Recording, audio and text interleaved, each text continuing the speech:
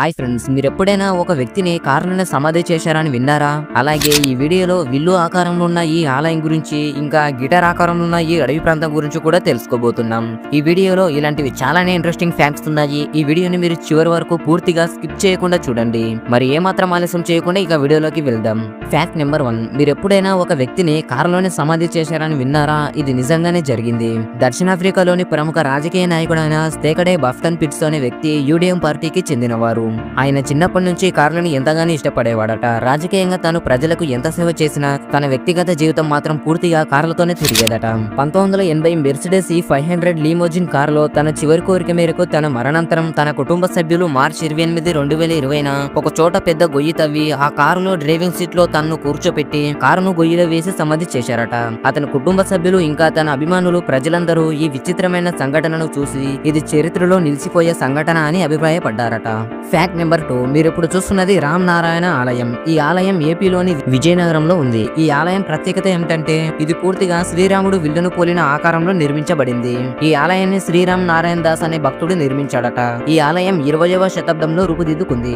ఆలయం నిర్మాణంలో ప్రతి చిన్న అంశాన్ని రామాయణంతో అనుసంధానం చేశారు. ఈ ఆలయానికి మీరు వెళ్లి ఉంటే కింద కామెంట్ లో ఈ ఆలయం మీకు ఎలా అనిపించిందో చెప్పండి. ఫ్యాక్ట్ నెంబర్ 3, స్ట్రాటో లాంచ్ ప్రపంచంలోనే అతిపెద్ద విమానం. స్ట్రాటో లాంచ్ అనేది ఒక విశేషమైన డబుల్ బాడీ విమానం. ఇది ప్రధానంగా ఉపగ్రహ ప్రయోగాలను సులభంతరం చేయడానికి రూపొందించబడింది. దీని రెక్కల విస్తరణం 117 మీటర్లు అంటే 385 అడుగులు. ఇది ప్రపంచంలోనే అతిపెద్ద వింగ్ స్పాన్ కలిగిన విమానం. ఇది మొట్టమొదటిసారిగా ఏప్రిల్ 13, 2019న భూమి నుండి పైకి ఎగిరింది. స్ట్రాటో లాంచ్ ను మైక్రోసాఫ్ట్ సహ వ్యవస్థాపకుడు పాల్ ఆలెన్ ప్రారంభించాడు. కానీ ఆయన మరణానంతరం కంపెనీ ప్రయోజనాలు మారాయి. ప్రస్తుతం ఇది హైపర్సోనిక్ విమాన ప్రయోగాల కోసం ఉపయోగించబడుతుంది. ఈ విమానం రాకెట్ ను గాలిలోకి తీసుకెళ్లి అంటే గణనీయమైన ఎత్తుకు చేరుకున్నాక అంటే 35,000 అడుగులకు పైగా తీసుకెళ్లాక రాకెట్ ను వదిలేస్తుంది. ఆ రాకెట్ అక్కడి నుంచి నేరుగా అంతరిక్షంలోకి ప్రయాణిస్తుంది. ఇది అంతరిక్ష ప్రయోగ వాయాన్ని తగ్గించేందుకు ఒక విప్లవాత్మక ప్రయోగ ప్రయత్నంగా భావించబడింది. ఫ్యాక్ట్ నెంబర్ 4, అర్జెంటీనాలోని ఒక రైతు తన భార్య కోసం నిర్మించిన ఒక అద్భుతమైన అడవి ప్రాంతం. ఇది గిటార్ ఆకారంలో ఉన్న 7,000 చెట్లతో నిర్మించిన ప్రేమ స్మారకం. ఈ అందమైన గిటార్ ఆకారపు అడవి వెనుక ఉన్న ప్రేమ కథను చిన్నగా తెలుసుకుందాం. అర్జెంటీనాకు చెందిన పెడ్రో మార్టిన్ ఉరెట్టా అనే రైతు తన ప్రియమైన భార్య స్మారకార్థం ఈ అడవిని సృష్టించాడు. పెడ్రో భార్య గిటార్ ను ఎంతో ఇష్టపడేదట. అయితే అతను ఆమెను పెళ్లి చేసుకున్న కొంతకాలానికి ఆమె మరణించడంతో తన భార్య ప్రేమ గుర్తుగా గిటార్ ఆకారంలో ఉన్న అడవిని పెంచాలని పెడ్రో నిర్ణయించుకున్నాడు. ఈ అద్భుతమైన గిటార్ ఆకారపు అడవి నిర్మాణం 7,000 చెట్లను నాటడం ద్వారా జరిగింది.